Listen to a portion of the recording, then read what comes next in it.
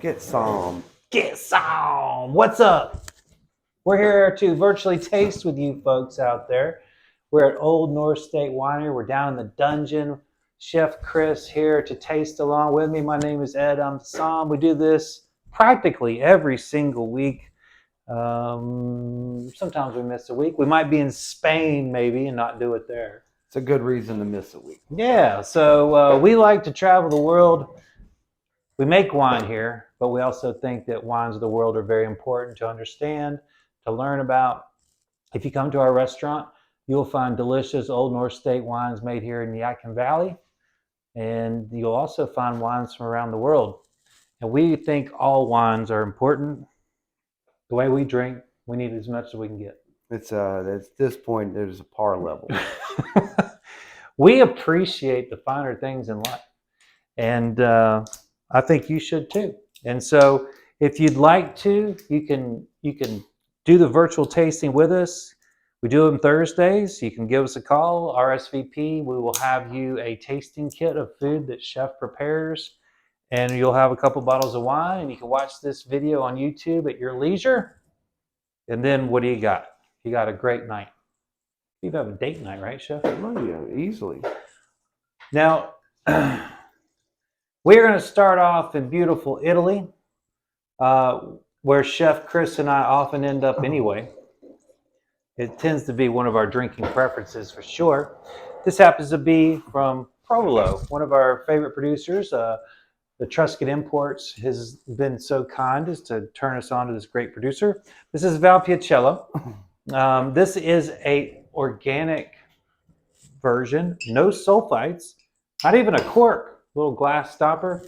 And this is a great expression of a really fresh Valpolicella. Of course, Corvina is the grape here with a little couple of side kickers of regional grapes. But Corvina is really what drives this area. This is in the Lake Garda area of Italy. One of the most beautiful places on earth, if you ask me. I can't wait to get back there another day. I'd love to spend more time there. But with that being said, they also have great wine. It's not just about the food and the beauty of Lake Garda, which also, that was the first time I'd had tartare with fresh fish. Fresh, because the fresh water water was so fish. cold. Yeah, and I was a little freaked out because over here we don't really do raw lake fish. Not really a good idea. Confidently over there. And I mean, it was Excuse me. It was lovely. So let's dive into this wine, chef. Have you already got into it? No, I haven't. All right. So Valpolicella, now this is a 2021, and we are filming this in the last day of February 29th of 2024. Tomorrow will be March, rabbit. Oh wow. So complexity, yeah. And, it's very dusty on the nose, but it's very fresh on the palate. A lot of black fruit. I agree. It's dark. It's got some spice, maybe some clove. Yep, for sure. This is not what I would call dainty by any means. No. When you were saying it's fresh, I was going to be like, I thought it was going to be. Yeah. It's not on the lighter side. Yeah. Yeah. It is. It's a combination, I think, of fresh and earthy spice, probably. Big time. Probably spice. the best way to describe it. Spice all over the place. No shortage of alcohol here. I think it says it only says 12.5, but I don't believe it at all. I feel like it's more than that. Acidity is beautiful in this. What is that? There is they're very, very cranberry, grapefruity, kind of bright red. It's very forest floor on the nose, bark. Yeah. Soggy. Yeah. It's the nose is so different than the feel, the taste on the palate. Mm-hmm. Yeah, it's beautiful. It's not your typical everyday commercial wine. It has a lot of character, a lot of personality. It's molasses. Molasses. I like that. Without the sweet. Without the sweet. Yep. I do like that call. There's a obviously, when you can name this many things, there's a complexity that we're talking about here. If you can name 5, 6 things in the first minute or two of tasting something, that should be your cue that you've got something complex. Of course, we talk about these things a lot at the chef's table, where complexity are the dishes that Chef Chris produces. We need complex wines to accompany them. And so oftentimes we're reaching for wines like this, even with seafood. Oh yeah. And I remember, like I said, Valpolicella region there around Lake Garda, they do a lot of freshwater fish. And of course, Italy as a whole, surprisingly, well, maybe it's not surprising, it's a giant peninsula, but there's a lot of seafood influence in their cuisine. I don't think everybody gets that on this side of the pond just because No, they don't. we think of spaghetti and meatballs and well, lasagna. it may be like calamari. Yeah, right. They don't really realize the amount of Yeah. fish and other shellfish and things they do consume. Yeah, absolutely. So, their wines are going to complement those types of dishes, and this is a great example of that. You can enjoy the. I would honestly, with a salmon, this would be brilliant. Tuna. So don't be afraid to have these type of reds that are not so overly tannic, but the complexity doesn't come from the tannin in this wine. That's oftentimes we associate tannins with complexity, and I understand that because it's a real textural thing and it leaves an impression with you after you swallow. I'm not knocking that, but there's other ways to get complexities, and I think this is the type of wine that really showcases that it's not always huge 15-16% alcohol and high tannins that makes it memorable. Here, like I still think that this is probably more than 12.5%, but I could be wrong. But it has a brightness. It has so much spice. The tannins are so subtle that they're there, but they're not going to smother your dish. No, they're certainly not driving the train. I think it's just it's there lending a helping hand. It's not part of the tasting sheet. This is so delicious. It's cerebral too. Yeah, you know what I mean. Very it makes much, you just very, want to very think much about so. Mm-hmm. Very much so. When you have these such a huge bouquet on the nose and all these Yeah, different fruits and spices assaulting your palate, I mean, you're in for something. I can't help but going back to. I just keep getting like grapefruit elements here. I'm getting some apple components. Tamarind, Yeah, tamarind. That's a great call. Mm-hmm. apple for sure. It's absolutely delicious. It would be like one of the most complex fruit, like a fruit punch. If you were really just getting really weird, Yeah, there's like that kind of element in here. Because oftentimes we'll describe wines as being like a fruit blend or fruit punch in terms of how it tastes comparatively. Not that those are actually in there, but that's what it reminds us of. This is not like one of those simple kind of kids high C. This is the complexities here. It does remind me of something almost like it's been molded with spice or something. It's really, and that's for sure. It's like there was this. I know everybody gets tired of my little stupid stories, but like there's a very famous pastry chef in California in the 80s and 90s, and she's still kicking it, but she kind of rose to fame as a pastry chef. And one of her signature desserts is she kept a bucket in the walk-in, and like all the fruit that was on the way out, it wasn't spoiled, but we're not gonna showcase this. They threw it all in that bucket. Mm-hmm.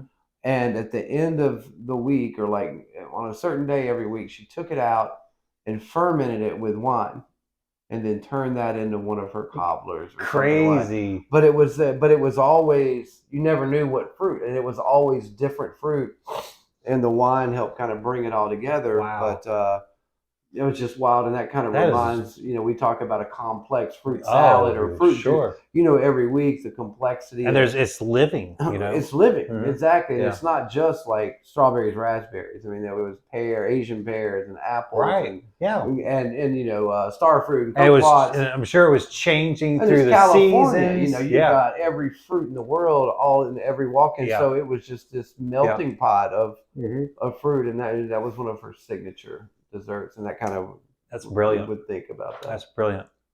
Well, this is a complex wine, chef. What are you going to serve food-wise, do you think? Or what would you recommend? Even if Well, I was going to serve something different, but I'm with you on the salmon. I got some salmon belly. Cool.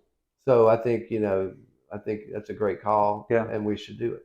All right. Well, I think the fat of the belly, particularly with this wine, is going to be great too. Yeah, and that's really going to help Mhm.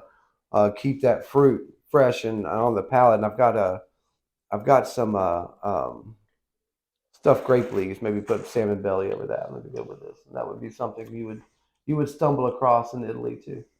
Hmm. I really don't want this to end. With that, there's plenty more. Wow. Well, that is delicious, but Yeah, the show what a must nice go on. surprise. Thank you, Provolo, for yet another beautiful wine. We've Yes, featured thank you. several of their wines over the last year and a half, and this is yet again another beauty. And for those of you that it's important to watch your sulfites and things of that nature. If you're really interested in the organic practices, this is something that's going to fall right into your wheel well. And there's a very clean presentation in terms of lack of chemicals, lack of the things that we probably shouldn't be putting in our mouths. This wine also falls into that category, but not quite as extreme, but certainly using organic practices, using natural compost for their vineyards. But we are moving into Bordeaux in France, Saint Emilion, and this is a 2019. So we got a little bit more age here, which is desirable, I think, for Bordeaux. I want some time on my Bordeaux. I want to make note that this has been beautifully stored as well. This is a Kermit Lynch, who's a really famous importer of wines from particularly France, but not exclusively France. Tourbillon, and what can I say? It is what it is. It's classic French red blend. Oh. And this is something that I think is going to trip a lot of triggers out there. I think a lot of people are going to fall in love with this on first sip. I think it is. It's all the things that you expect French. We are a Merlot based here with Cab Franc and just like a tiny bit of Malbec. I don't even know if they have that listed, but I have seen in some technical sheets where they do have some Malbec in it. Every vintage is a little different, so let your palate decide. What I can say is it is Merlot driven. So we're talking about concrete fermentation here, and then it'll age for several months in 20% new oak and 20% 1 year oak. So, and we've got some oak influence, but it's not going to drive the wine. That classic kind of cheesy, cheddary, funky thing going on that I do love. The malolactic is showing too. Great blue fruit here. Little plantain. Sure. On there. I like that. It's bone dry, but still fruity. Yep, and that's a great combination. And what are you selling that for? Oh, Ballpark. Well, I mean, we can do 30. How's that? For a Saint Emilion.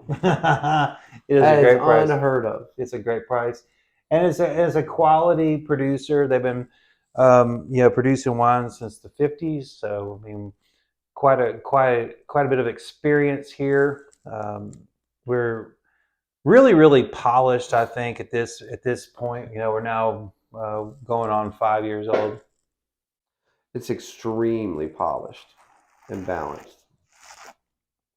Hmm. The fruit is very.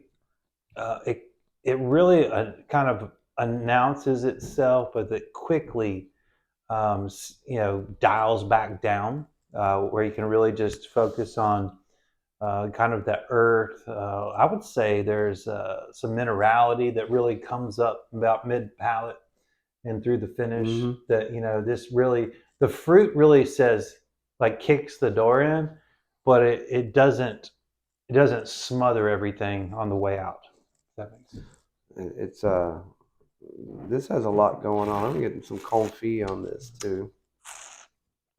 Hmm. Lots of dark fruit here. Almost brandied plum a little bit. Dark.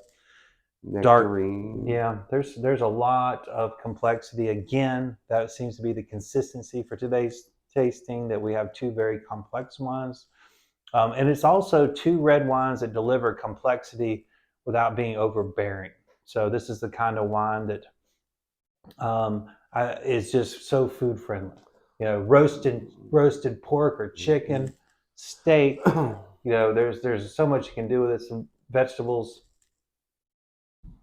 You could go all over the place with this. I would love this with some, even just like a simple grilled portobello mushroom dish would work great here. Uh, Really, sky's the limit. I think that this is a wine that could be a great introduction to French wines so that people can understand that they're complex, but not necessarily weird, if that makes sense. Because I remember kind of coming up as in a wine drinker in the sense that learning things in the '90s, and there was a lot of really really funky wines out on the market. Mm. It was like you're just kind of taking your chance, rolling the dice if you didn't have a sommelier or some mentor to tell you. So you're just like buying wines, and you're like, whew, Well, this thing is. people were also back then dumping wines on the Yeah, American market yeah, because we're they uneducated. didn't really think we were there, and they were dumping the stuff they wouldn't normally put on the shelves, around the world, and now you can't get away with that. Mhm. Well, at any decent price point, Right. but um, so yeah, the times they've been changing. Mhm. Not that you still don't need a somm, but the wines are different because of for different reasons instead of just like crazy wines being out there that that And shouldn't. this is, when I made a note of how this cork looks, it's just traveled well. It's been stored well over the years. It looks just like someone just took it and put it in a black ink pad and was stamping it. I Mhm. mean, it's perfect. We love to see this in the business when we open a cork. The reassurance of knowing that this wine was taken care of before it met our hands, and that's important, not just for us, but of course for you, so that we, with confidence, can make sure that you're getting the best possible wine, the best expression of wine. These are living things, remember. So, how you treat them will carry on. They will absorb negativity and Oh, positivity, like absolutely. just like a puppy dog or something like that. So, Chef, what kind of food do you think you'd like to throw at this? I just throw a dart. I feel like I do like the mushroom. You were kind of hinting towards a portobello, so I'm thinking like a mushroom pasta. Yeah, The So I'm thinking a little mushroom pasta, maybe a little shaved tone. I like it. Sounds great. That'd be. I think that'd be a nice addition there. Hmm. Well, that should just about tickle anyone's fancy that's looking for something delicious. I think you'll find that mushrooms and Bordeaux are a great pairing, even more so a lot of times than we tend to lean towards Pinot a lot, maybe too many Mm, times. And I'm not saying it's not a great pairing, but I think it's we forget about what Bordeaux can do for mushrooms. I always get that forest floor that pairing mm. is you know where it's at. But I mean, certainly, I've just got some really pretty mushrooms right now, and you had mentioned your thing, but I mean, you could go 15 directions with this. I think Mhm. this would be really well at home with like a bone-in braised roasted pork. Yes. You had mentioned pork, and pork's kind of on my mind today too. And Yeah. I think that would. I love that crispy caramelization from roasting. Yes. With this fruit on that would really play off that sweetened charred fat. With this fruit. You're right. Yeah, Yeah, so there's a nice sweetness to that. Mhm. Carolyn did a pork stir fry last night. Nice. And those elements like that you're describing is just really fresh in my mind because I ate 3 plates of it last night. So I totally understand where you're headed with that. Nice. And she had some of those little beach mushrooms, little chestnut. Oh, love those. Beach Yeah, love those. Yeah, those little guys. Yeah, so that was really great. You had dinner. the best of both worlds. I did. Yeah, I was very fortunate. So and I didn't have to cook. Bonus. Yeah. Sure did enjoy the 41 star cookies that I ate. I think they were meant for a lot of people. I mean, it was probably 150 of them. Oh, there had to be. And I ate at least 41. Yeah, yeah. Not that anybody's counting. Well, because I ate more today. I think I had 15 yesterday, and I was batting cleanup on the. I was tired of staring at that container. I mean, I just. You hate for them to go bad. They're delicious. Yeah. Yeah, we do have some great little bakers in the family. So, well, there's something that I want to mention out there. The Easter's coming up because we started talking about that. Close. I mean, tomorrow is March, and then of course April is not Easter. March is Easter this year, which is although it's the last day of March. Yeah. Still. Yeah. It's early. It's coming, folks. So, keep us in mind for our big Easter brunch that we'll be doing from 10:30 to 2 on Easter Sunday. And, you'll get to witness Chef Chris whipping up the best omelets ever. And that's always the highlight. And, of course, there'll be a huge spread, salads, desserts, et cetera, et cetera. We'll have great drinks. Spread. We'll have some great seasonal drinks as well. So if you have a chance, come out and see us for that. And then right behind that, we have Bud Break. We have Mother's Day. It's about to ramp up. South African dinner. A lot to look forward to. It's spaced out just enough. May 30th, Thursday night, we have 3 wine producers from South Africa that I really would love for y'all to meet. And so if you like delicious wines and you want to meet the people that make them from the other side of the planet, please make plans to be with us on May the 30th. And we'll have lots of other things between now and then popping up that we'll let you know. Chef's tables are extremely busy. We're booking those up left and right. It's been a busy stretch of Chef's tables, and another busy stretch coming up. So it's always flattering to have that. Yeah, absolutely. Thank you all for all your support. Thank you for watching our video. Please share. Please comment. Let us know if there's some wines that you're looking for that you'd like us to review. Or even a style. Yeah, a style. Yep, a place. Throw a dart. Yep, throw a dart. We're always searching. We've got hundreds of these videos now, but gosh, we haven't even scratched the surface. There's plenty of more tasting to do, and we're just the guys to do it. Well, you know what? If not, with these burdens will be too much for the average person. We wouldn't want anyone else to have to do it. Well, so that's something that you can always count on us for. Well, we're going to head out. We have got people at the door knocking on the door, and we got to get out of here. Hope you enjoyed the tasting. We'll see you next time. Have a great evening. Thank you. Thank y'all.